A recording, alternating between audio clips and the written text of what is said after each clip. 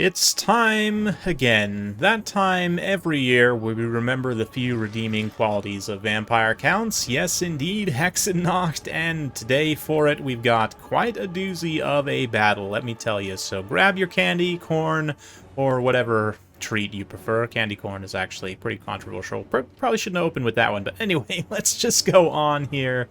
This replay from Anti-Kaiju, I believe, on Discord. And it's yeah, vampire counts versus elves, of course. Imric came dressed in his dragon costume like he does every single year. Never changes. We've got some archers with light armor.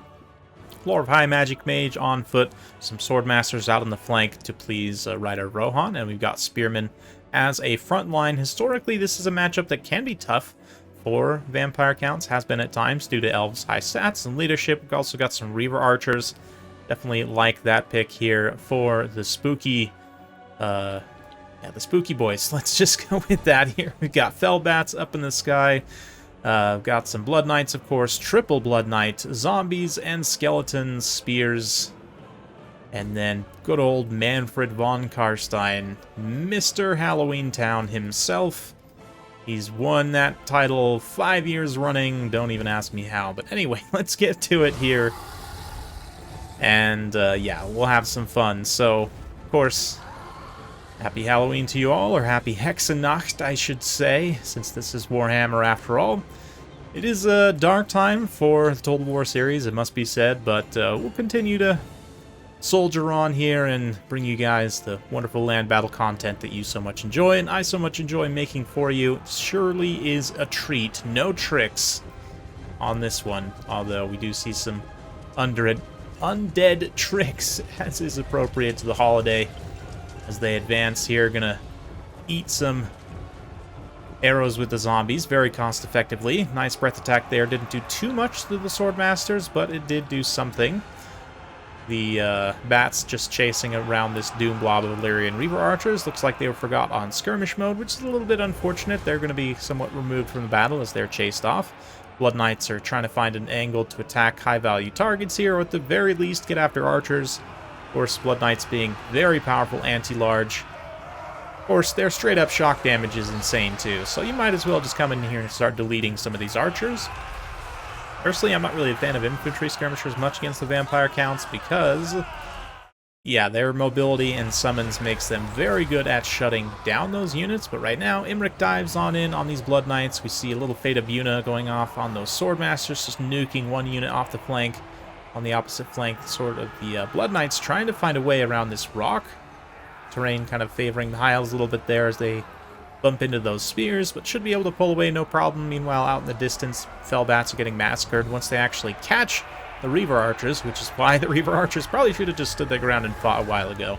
Their stats are high enough, but anyway, a little bit of apotheosis here, healing the Swordmasters as they hold the line. Staunch line of elves. It's turning into more of a staunch blob as they get attacked from both sides, but of course, zombies won't be long for this world. Imric, upset that his dragon costume is being upstaged by all of these vampire blood dragons. So he is obviously going to just directly target Blood Knights. From a tactical perspective, this is actually a pretty smart thing to do, which is just attack the thing that's most threatening, right? From a priority perspective, threat perspective, it's smart to just go directly after the Blood Knights as much as you can while you have plenty of support units giving you an advantage, like these spears here. But the Swordmasters are very quickly blending through the chaff over on this side. Are they over 100 kills? Yeah. Oh, yeah, 200. 220 kills already, and we're 3 minutes into the battle for that Swordmaster on the far side. This one here manages to heal back a lot of the damage from that Fate of Yuna, given the multiple apotheoses. Yes, let's go with that.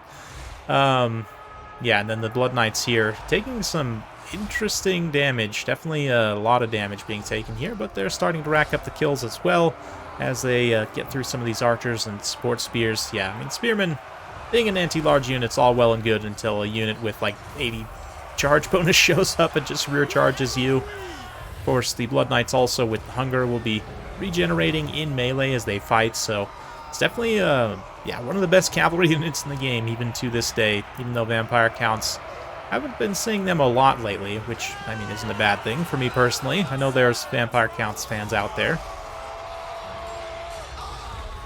But for me, I definitely enjoy the cavalry aspects. They are secretly one of the best cavalry factions in the game.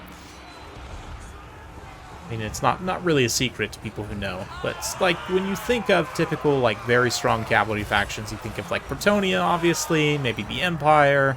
Right now, certainly the Pigtonia of Greenskins is very scary, but Vampire Counts consistently with Blood Knights, the ability to heal, and their own innate combat power just makes them such a scary force to deal with. Yeah, this unit fleeing from Imrik, just going straight into... Oh man, you can just watch them even from a distance, just multiples just getting killed every second of these Illyrian Reavers. The one unit, Heralds of the Wind, have a little bit better stats, 40-43, actually pretty good in sustained combat, but even still, that extra anti-large bonus to the Blood Knights. Lord of Dragons even nerfs their stats significantly, but still doing quite a bit of damage, but oh, it's looking quite rough. Meanwhile, in the front line, this White King has just been helping to provide some anti-infantry damage, but I mean, really, it was all chaff outside of the 3 Blood Knights and Manfred, and I guess the White King too. But yeah, a little bit of a miscast there on Manfred as he goes for the heal. Breath attack on the Blood Knights. And it's a decent contact, not the best, but Invocation of Nehek was already ongoing.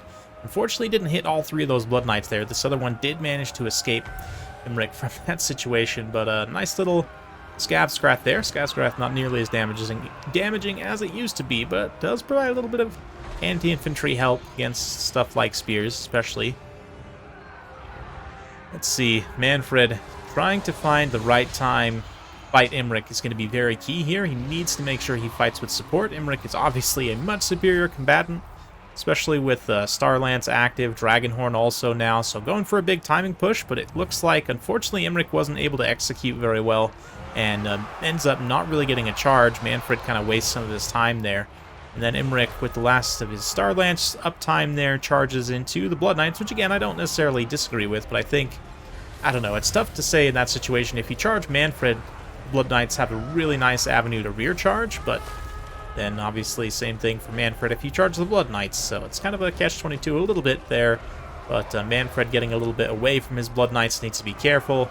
Imrik could just like swoop down immediately and attack him, especially given these Blood Knights are now charging over into this other area. Just a quick charge into the side of Manfred would give you a pretty decent advantage, although it's not really a lot of support units around, but Anti-Kaiju here doing a nice job of trying to clean up the support units as much as possible, not just using the Blood Knights for anti-large, obviously, but using them for anti-everything, which is truly what they are, to be honest.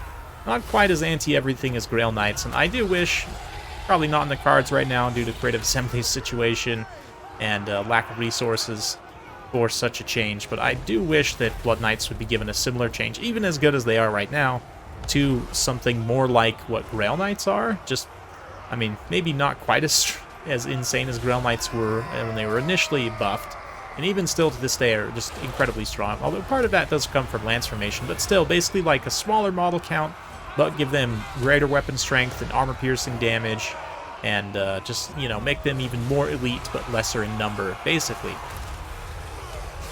Even as it is right now, the Blood Knights are absolutely a force to be reckoned with, and now with Manfred having taken a few big chunks out of the Mage, High Magic, she's not feeling too great about things, and yeah, let's see, we'll keep the health bars up right now, even though we're pretty much just into the end stage of this battle.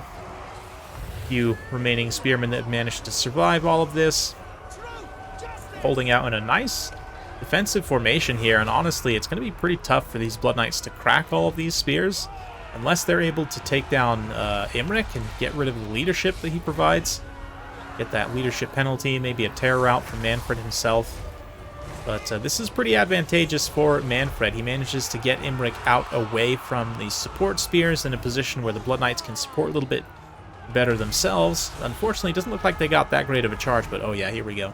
Some matched dragon animations here. Looks like Manfred got the better of that exchange. And despite, again, Starlance's uptime Imric hasn't really been able to get many hits with it active, and now choosing to disengage, heal himself back up a little bit. Smart to a degree, but also I feel like he hasn't been able to really make good use of that Star Lance. And certainly Manfred's taken damage, but he's never been bursted severely, which is a problem, certainly for the High Elves.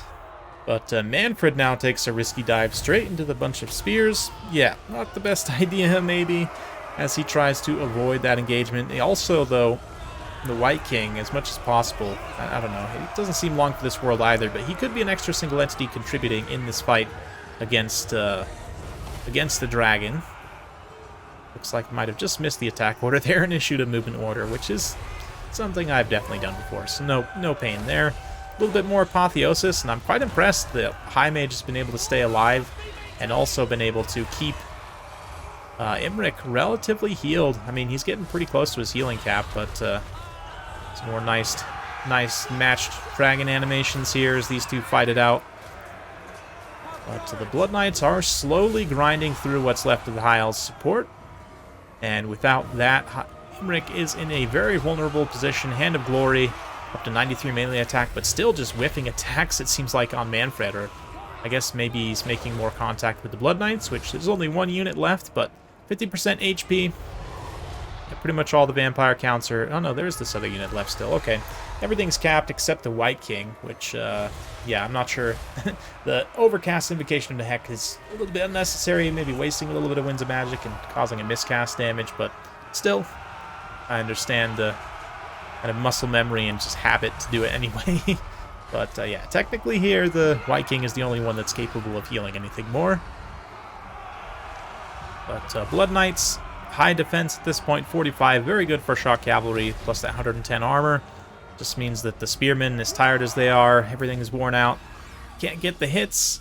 Imric pulls back up into the air, and yeah, army loss is going to kick in. So a very fun one. Love to see me some Blood Tonia on this unholy day. And yeah, Manfred himself, 3,000 damage value. I mean, we're going to see kind of inflated values on both sides due to healing, but it still means you have to do the damage. White King coming in at 900, pretty cost effective there. And then the Blood Knights, two of them, I mean, yep, that's like Blood Knight performance, right? Kind of what you would expect. But then 3406 for this one in particular that stayed healthy into the late game.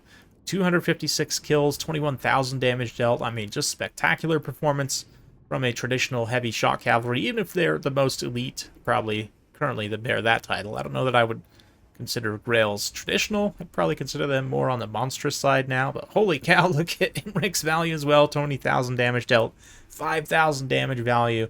Wasn't quite enough to carry at the end of the day. Yeah, the archers is one thing. I'm not the biggest fan of infantry skirmish against vampire counts at all, so I'd probably have cut these guys. And then also, the Reavers, I mean, they kind of got massacred a little bit in the early game by the Fellbats. Not massacred, but chased off, rather. And then the one unit didn't really do much. Maybe they did actually get chased off.